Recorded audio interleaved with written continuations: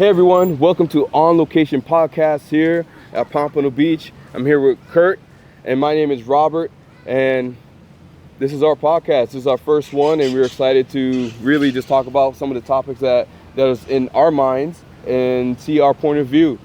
Some of the world topics, some are our daily life and what we believe things are happening. So, yeah. How you doing, Kurt? Busy, doing quite a bit this week. Honestly, I feel like I'm juggling, but it's all very constructive, very organized. So I'm just glad that we go to get it started. What about you? Man, I've been wanting to do a podcast for a while, especially, long story short, me and Kurt knew each other for a long time. And yeah, man, it's just honor just to really focus on what we love to do and just being, photographers, videographers, being talent.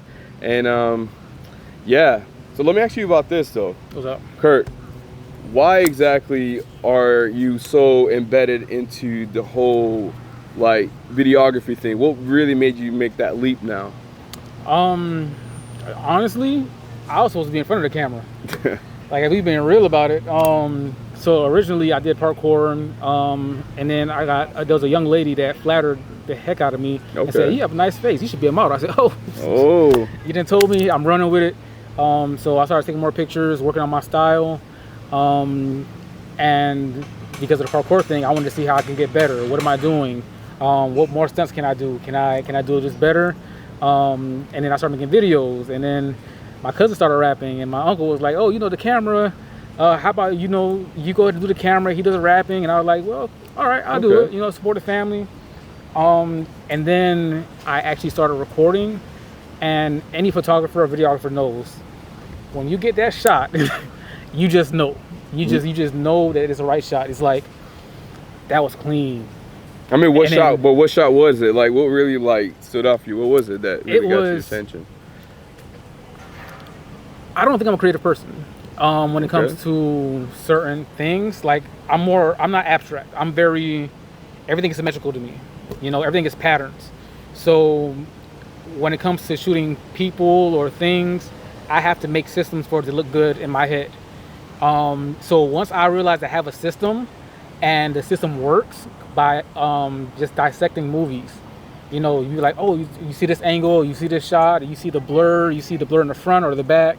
You see the framing of the subject, and I recreated that, and I was like, "Oh, this is dope. This is what I need, absolutely." So pretty much from that point forward, it was just it was a great creative aspect, and I also like to be able to do things that most people don't. So most people don't know how to work a camera, and I ran with it. I ran with it for a while. Of course, you got your certain people that you work with. It might be a little harder, might not see eye to eye, and sometimes it can take away the creativity and you kind of lose your feel for it. Yeah. But I did a job recently, and it came right back, and I was like, "Yo, this is dope. I really like it. It's like, you know what I'm talking about, man." I'm talking too much. Anyways, what about you? Yeah, I totally resonate with you, and that's why I say that we have such a connection with that. Because a little bit of my journey. I'm an artist. I do visual art, and I hired you for a moment to do my photography, and I still have those photos. And man, I remember I was geeking out on the photos, like, "Yo, this is amazing." And I'm like, they're not even all that good. I'm like, oh my gosh, I'm worried about it. And now I think I'll do so much of a better job with what I know now and the equipment that I have now. Yeah. We're gonna do that again, but continue. I didn't mean no, but I think that's part of being a artist. That's part of being a talent, because you never really think your work is good enough. I mean, I think if you don't believe it, oh, damn, I did all this work, is it good enough? Because I think that's okay to think like that. Mm-hmm. I think that is a normal thing for an artist, because that means you're always willing to grow. I do visual art, and I'm now in the photography, videography, and looking at your path and looking at a lot of other people's path. I think really motivated me more to do things like that. But I go through those same thought process, man, and yeah, it can really get in your head, like, oh man, is this really gonna look right? But as visual people, as artists, we are creating something new, something that's meant to be criticized, something that have be critiqued on. And as much as that sucks because that's our baby. We created that through our own processes. We tend to believe, okay, if somebody looks at this, we're gonna be judged, but that's the whole point.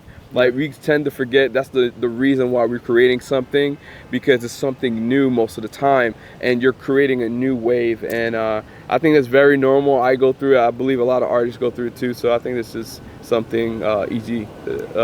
I think this is a very normal thing to go through. No, it really is. But one thing that I did realize, and I was like 100% against, was people saying the gear doesn't matter. It does. I'm not gonna lie to you, it does. It does, and it's not everything. Yeah. Like, if you have really good creativity and you really understand your gear, it works, because I don't have all the best gear. But once I realized I got the gear that I was looking for, my whole artwork is different. The look and feel that I was trying to create, I can create a lot easier because I had the right gear. It's kind of like with anything. If you have the right tools, it can get done. If you have the wrong tools, you can still get it done, but it's going to be harder.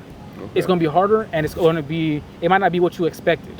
Would you say, that's always the thing about a lot of creators will say, well, mostly videographers, does equipment or tools matter? And I would say yes, and I would say no. Yeah. Because I think it's a mix of both, because it's like, for you to say, for instance, you get the Ari Alexa or the Red Dragon or, the Sony Venice, these big time cameras, man.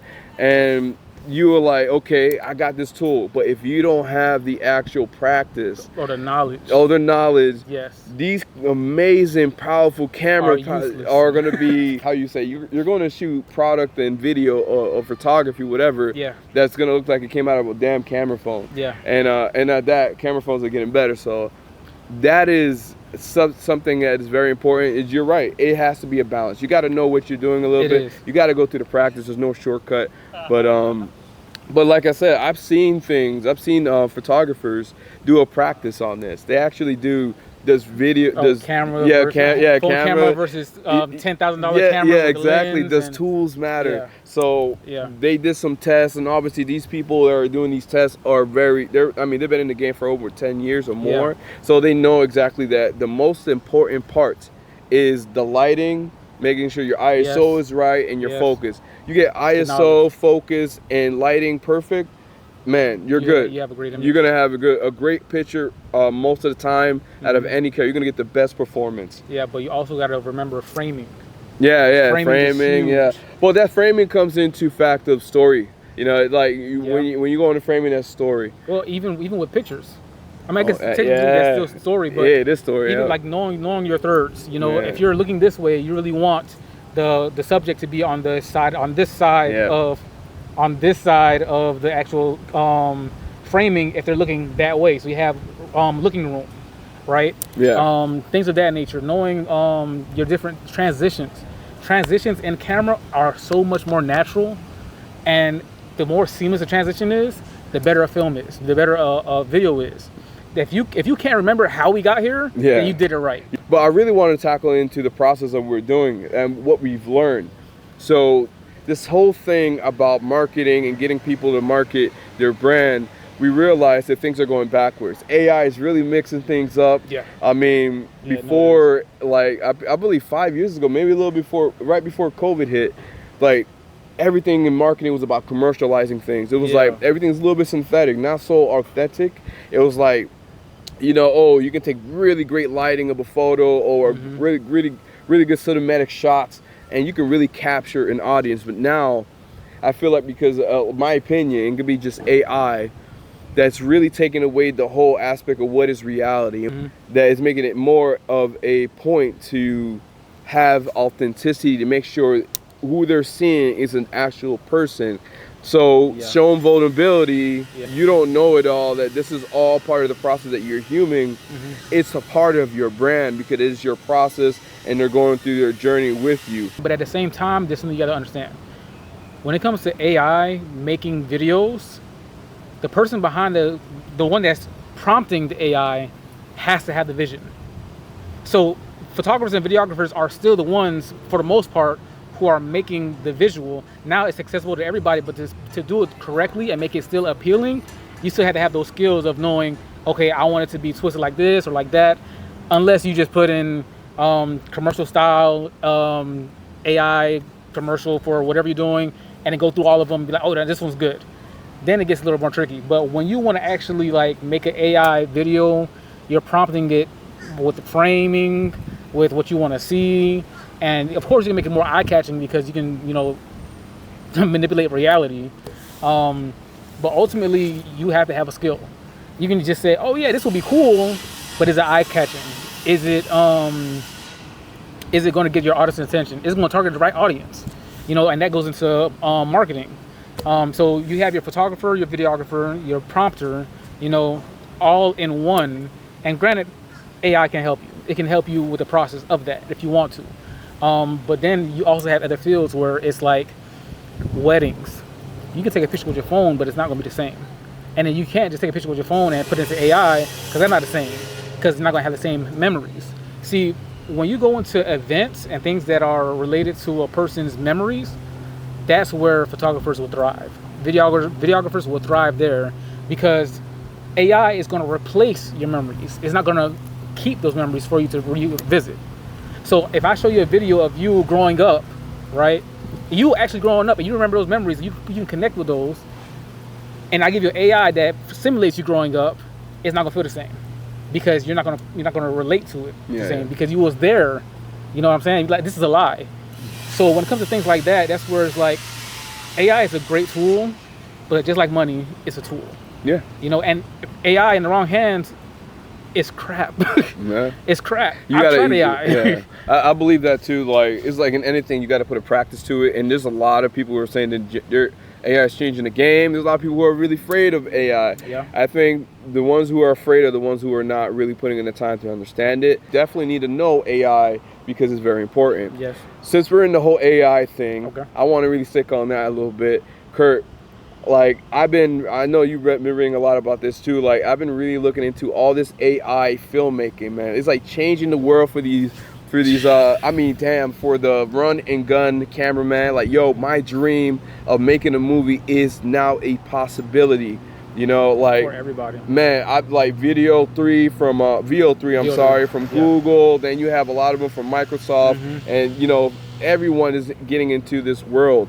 I even looked into it. I saw some videos on YouTube. I'm like, wow, how real these things are getting. They're getting better each and every day, each and every week, month, year. 2 years from now, I'm saying this out here right now. There's going to be a feature film, I mean, really big blockbuster made for only maybe $5,000. Yeah. Versus hundreds of millions of dollars. I absolutely. mean, man. So I think, obviously the distribution.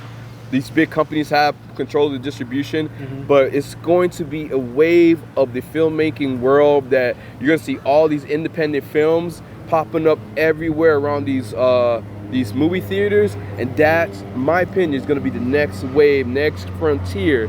That is the filmmaking gold rush right now, is to understand AI and really like get into that.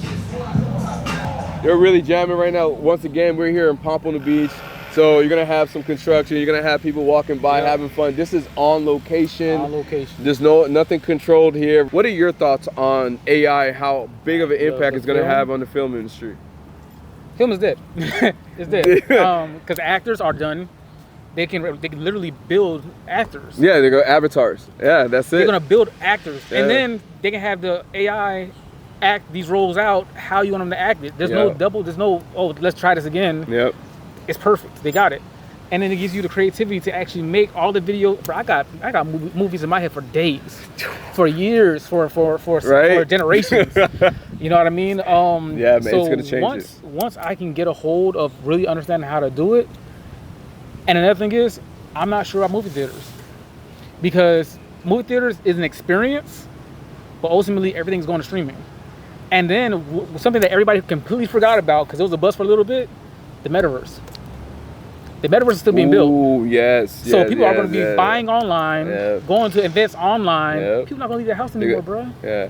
They're going to have to go to a social event for people who want to meet other people, because after the next 3 generations, after the kids are already stuck on phones. Yeah. Once they realize that there's a whole universe that they can be in their house and go to.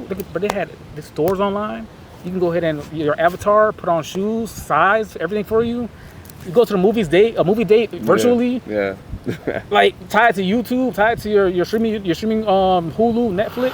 Yeah. You know what? I get your point, and I understand what you mean. Like, yo, everything is gonna be basically in a bubble, right? Pretty much. So so this is where I would agree with you. If a certain situation didn't happen, I would have totally agree with you.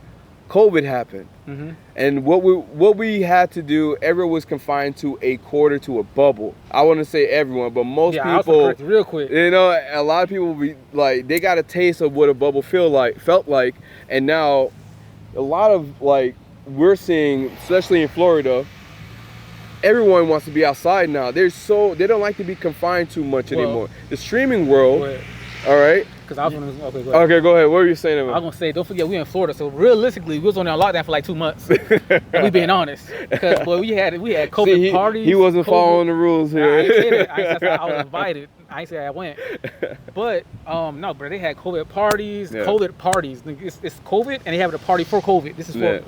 We don't. Yeah. COVID party. Okay. COVID parties, like at the club. Like, what? One thing about COVID that as soon as it hit, and I realized, I was like, yo, this could be a bad thing, but I saw it as, this is how the top 1% can actually live. So a lot of people, now I don't know about that stimulus check, but a lot of people got a stimulus check, right? Which wasn't much, but you was home with your family. You're home with your family and you got paid. For the people who did get paid. Now everybody didn't get paid. I didn't get paid. I got paid. See, look, okay. So I'm like, okay, so you're home and you got paid and you get to spend time with your family. So in my head, the first thing I'm thinking of, the man who has to work 80 hours a week. Wife never sees him, kids never see him. You got to spend time with your family. That's a blessing. This is a blessing in disguise. Yeah, you're right. So everybody's like, oh, I want to get out of the house, I want to get out of the house. There are so many people that just realize that they weren't meant for each other because they spent so much time together. Yeah. But why are you with somebody that you can't spend time with you? Why are you with somebody that you can't spend time with? Yeah. I want to be with somebody that I can chill with all day. Even if we don't say nothing. I just like being in their presence. There's people that's like, I can't stand this motherfucker. Oh, you know what? No, it highlighted a lot of things. It did. It highlighted like if a person should be in a relationship of a person, if they can connect. If you're with the right person. If you're with the right person. Also, if on your journey of life, there was a lot of things that COVID did for us, and a lot of people lost, obviously. But COVID changed a lot of people's trajectory and made people think differently. Being in the house all the time, because yes, Netflix and chill. Yeah, that's the saying is, and good for Netflix. That's a good marketing. Netflix shot up. Right? But especially if you're in the stock market. But I think with the whole bubble thing, I think you're right. But also, like, I feel like AI, it's gonna also make us expand even more together. The AI filmmaking industry is gonna boom. It's the next wave of filmmaking. Like actors, yes, they're gonna take a hit. I mean, obviously not right now, but in the next generation, I mean, I say in the next 10 years, when it comes to going out and being social and being at an actual theater, I believe that it has slowed down. We are social creatures, I get it, and we have to hit our social niches. So we have gaming, we have Netflix, so and so, but we also have to interact with other people, and we are just, this is in our nature. First of all, we are social creatures. Yeah. But being social is only mental. Okay. Your mind, the conscious mind, is the one that's aware of everything. But your subconscious really leads everything. So let's keep that in mind before we go into this one. Generations. I'll give you a prime example. When we were growing up, hey, can you come outside? Now, hey, meet me on the game. That's the generation after us. The generation after them, they're on the phones all day. They don't even look up in person. Okay, I got you. So the next 2-3 generations, if you have the mix of both. You got a good point. Yeah. Because remember, as people we are taught by the generation before us. Yeah, you're conditioned. We're conditioned. Yeah. So if society goes more and more into AI to become where it becomes the norm, I remember when people started first started like Meet.com, online dating. Oh, I'm not doing that's crazy. Now almost everybody got a dating app.